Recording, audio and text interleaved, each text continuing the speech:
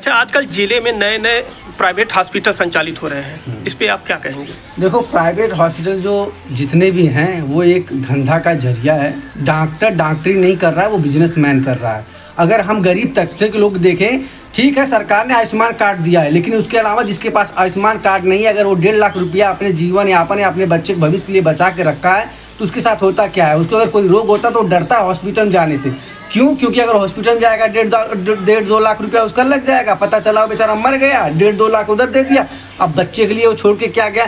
तो यही कारण है कि यहाँ पे बिजनेस हो रहा है, आम आदमी हॉस्पिटलों में जाने से डर रहा है। इसके लिए गवर्नमेंट को चाहिए कि रोक लगाए, ज़्यादा एक्स्ट्रा पैसे नहीं ले, और जो आम जनता है उनको सुख सुविधा अच्छे से मिले, वो स्वस्थ हों। इसी वजह से तो आजकल मर रहे हैं बेचारे, जा नहीं रहे हैं हॉस्पिटल। भाई डर से नहीं जा रहे हैं कि हम जो बचाएं वो तो हॉस्पिटल वाले ले लेंगे। तो डॉक्टरों पे कार्रवाई होनी चाहिए कि इस तरह के धंधा बंद किया जाए और जनता को थोड़ा स्वास्थ्य प्रदान किया जाए।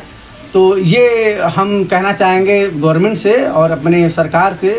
बीजेपी सरकार जो है बहुत अच्छा काम करी, लेकिन इस पे उनको ध्यान देने की ज़रूरत है। और ध्यान नहीं, इस पे रोकथाम कैसे लगेगा? गवर्नमेंट करेगी भाई, गवर्नमेंट का ही काम है। गवर्नमेंट का काम है कि आम आदमी के पास आमदनी तो है नहीं। और भैया स्वास्थ्य आप जान ही रहे हो कि पर्यावरण दूषित हो गया है। आजकल हमारे स्वास्थ्य के लिए कोई भी अच्छा चीज़ नहीं मिल रहा है। हम लोग जो फसल उगाते हैं उसमें कीटनाशक दवाइयाँ डालते हैं, वो सब जहरीली पदार्थ हमारे स्वास्थ्य पे ही तो प्रभाव डालता है। और उसका यही कारण होता है कि हम बीमार पड़ते हैं और हॉस्पिटल जाते हैं, डॉक्टर हमें चूसते हैं और फिर हम मर जाते हैं। बच्चों के लिए कुछ छोड़ते नहीं। लो हो गया काम, गरीबता तो अब होगी। भैया अगर जब बाप नहीं कुछ कर पाएगा तो बेटा गरीब ही रह जाए, तो गरीबता जाएगी कहाँ से? अगर बाप कर सकता, अब बाप करना चाहता है, तब तक पता चला कि स्वास्थ्य में पैसा लग गया, उसका 2-4-5 लाख रुपया गया, खत्म। अब बच्चा जो गरीबे रह गया। ये कहानी है। तो सरकार इस पे एक्शन ले, एक नियम बनाए कि ज़्यादा से ज़्यादा कम रेट में बेड की सुविधा दिया जाए। आईसीयू की, आजकल आईसीयू में 3000-3500 ये चार्ज है। ये चार्ज क्या है? एक बेड का चार्ज ही है। आप एक होटल में जाते हैं, एसी के रूम में जाते हैं, आपको 1000 रुपया देना पड़ता है, और एक आईसीयू में आप जाते हैं तो 3500 रुपया उसी चीज़ का देते हैं, जिसमें एक रूम में वो 10-12 पेशेंट रखते हैं। ये धंधा ही तो हुआ है। इस धंधे को बंद किया जाए। जैसा कि अभी एक भाई ने आरोप लगा रहा था, प्राइवेट हॉस्पिटल एक धंधा बन गया है, इसके बारे में आप क्या कहेंगे? हम यही कहना चाहते हैं कि जितने भी प्राइवेट डॉक्टर हैं या प्राइवेट हॉस्पिटल है, उसमें जो दवा जो प्रिंट है वो तो ज़्यादा लिखा ही रहता है।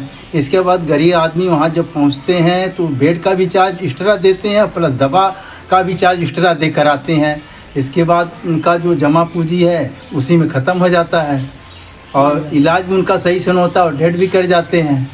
तो गरीब आदमी तो हमेशा गरीब ही रह जाता है, और सरकार इस पे कोई सही एक्शन नहीं लेती है। डॉक्टरों के खिलाफ, स्वास्थ्य के खिलाफ, हॉस्पिटलों के खिलाफ वो अपनी मनमानी करते हैं। मनमानी तरीके से वो बिल बनाकर पेशेंट को थमा देते हैं। वो मजबूर होकर बेचारा देता, जो कहते हैं, जो मांगते हैं, देकर वो चले आते हैं। अच्छा, गरीबी दूर होगी कैसे?